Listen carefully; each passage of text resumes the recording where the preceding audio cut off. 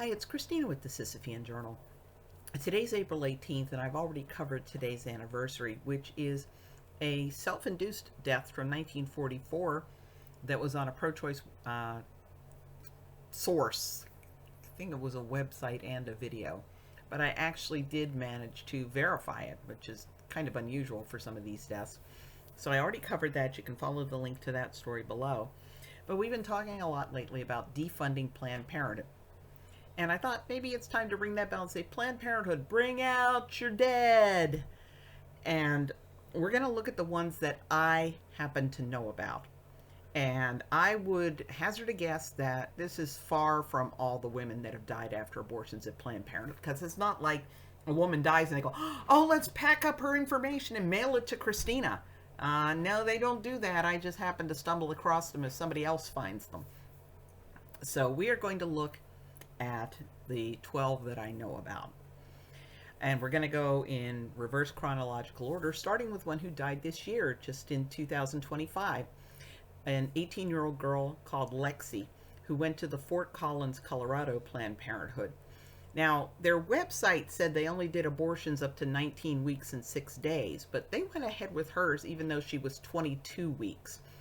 And abortions past 16 weeks get riskier and riskier and riskier with each passing week.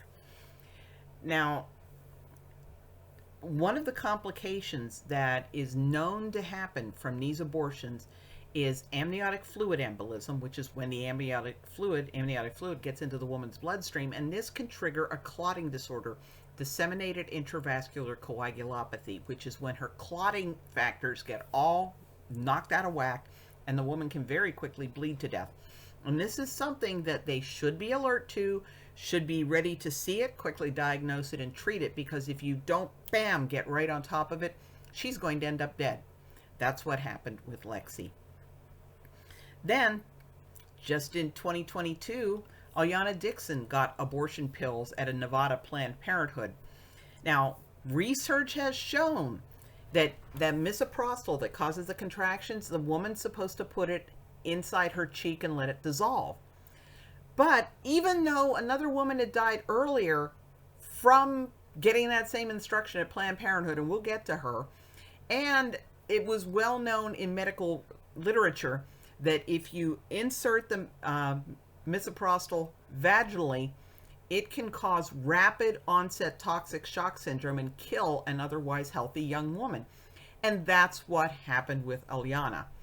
And when she showed signs of infection, there were obviously no provisions made for aftercare for her, because she wound up going to a hospital that didn't have a clue what to do, weren't alert for the fact that she might very quickly go septic, and they sent her home and she ended up dead. But, you know, the abortion lobby is all gung-ho about just mailing these pills out willy-nilly and not making any provisions for aftercare. Then we have Cree, who was 24 years old when she went to a Planned Parenthood in Kalamazoo, Michigan in 2016. Afterwards, she suffered persistent pain and nausea and vomiting. She went to the hospital. They didn't give her adequate treatment and sent her home. And you can hear the 911 tape of her mother when she found her dead. It is absolutely heartbreaking.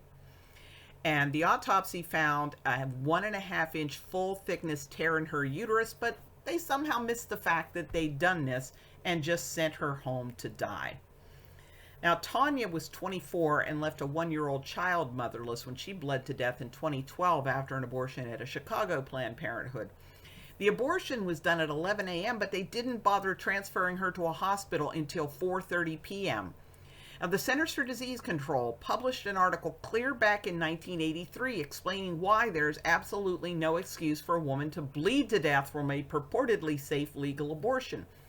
The article noted, deaths from hemorrhage can be eliminated by preventing uterine trauma during abortion and by rapidly diagnosing and treating hemorrhage if it occurs. But for some reason, they just let that slide with Tanya. Then we can go back to 2009 with a young woman named Roselle Owens, who went to Planned Parenthood's Margaret Sanger Center in New York for an abortion. General anesthesia was provided by a subcontractor. They did the abortion. It was finished at 9:20 a.m. Staff noticed that Roselle's breathing was labored and her blood oxygen was plummeting. it was over 20 minutes after the abortion was completed before anybody called an ambulance, and efforts to revive her failed. She died without ever regaining consciousness. Then just a year earlier in 2008, 44-year-old Bonnie Hunt went to an Illinois Planned Parenthood and underwent an abortion, and afterwards she was hospitalized at Northwestern Memorial Hospital, and they were unable to save her. Her mother sued, and the case dragged out in court, but it was dismissed by settlement or agreement, so not sure what happened there.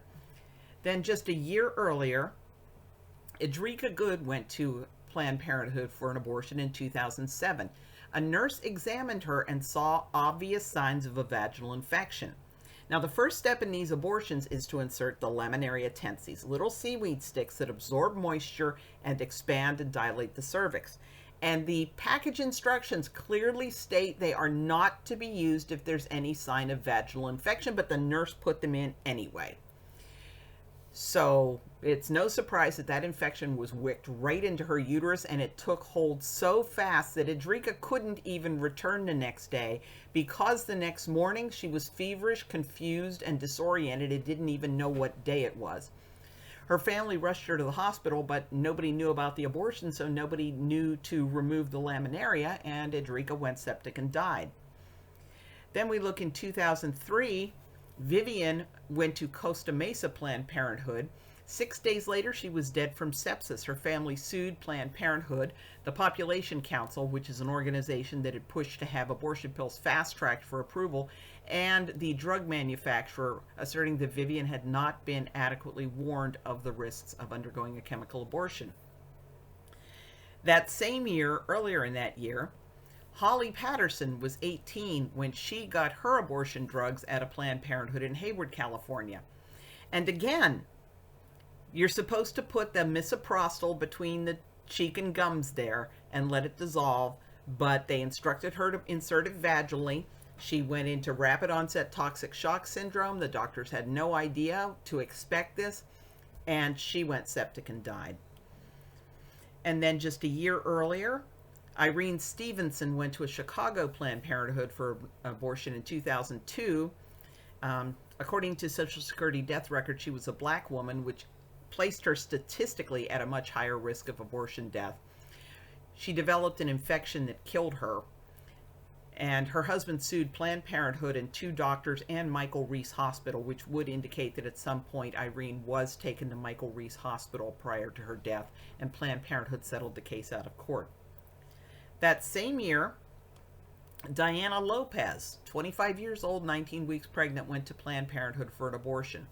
Now, according to a lawsuit filed by her widowed husband, the doctor who performed the abortion rushed through it in only 6 minutes, when even according to their website, it should have taken 10 to 20 minutes.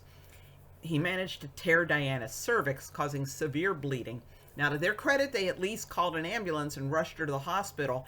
Doctors performed an emergency hysterectomy and transfused her with 5 units of blood, but it was all in vain. She still bled to death, and this fatal abortion was funded by California taxpayers through their Medi-Cal program. And then this one, it's like, what excuse do they have? This was 1981, and an abortion patient named Elise Kalat suffered a severe asthma attack after her abortion at a Massachusetts Planned Parenthood. Now, she was in a medical facility that should have been the safest place to have a severe asthma attack. Not so.